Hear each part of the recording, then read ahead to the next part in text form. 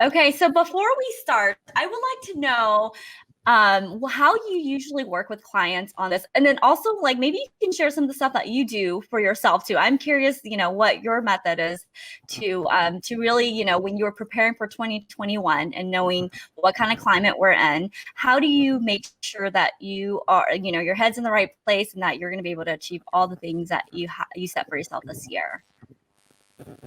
Yeah, so if it's for my clients, it really depends. If they're business owners, organizations, of course, it's going to be a lot more elaborate, a lot more detail. We're really coaching around different things.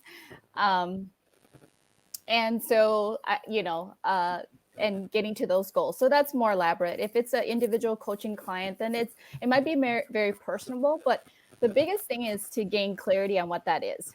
Oftentimes we don't really know what our goals are. So it's really defining what is our goals, what is our vision, we're gaining the clarity that we want. What is it at the end of the year? If we said we were to look back at the year and say, oh gosh, this was a successful year, what would that look like? So a lot of it is really defining what that goal is like. And then from there, you can really break down to strategies and action steps that you can take. So that's also what I do for myself is I have a 1-year business plan or 1-year strategic plan, however you want to say it. And I'm really looking at that year. What are my goals I'm trying to hit, whether it's financially, personally.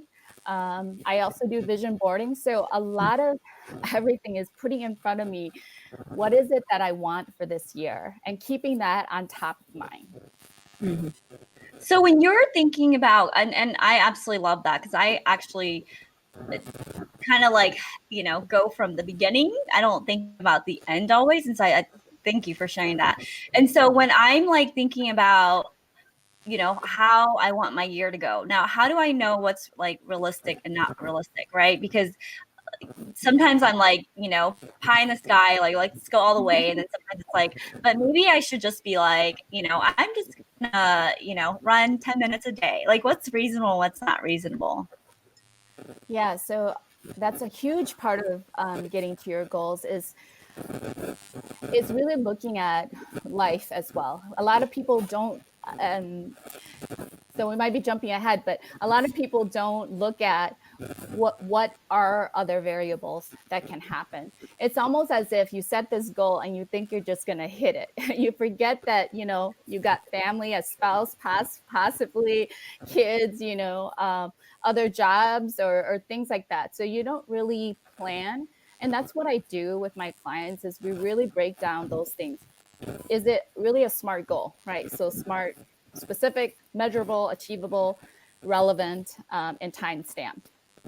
And really breaking that down from at the end of this year. So generally I like to project 3-5 years out and then break that down to what's in 3 years, what's in 2 years, what's in 1 year. I love those strategies, Yingy. I feel like it's very similar to like project management, which is where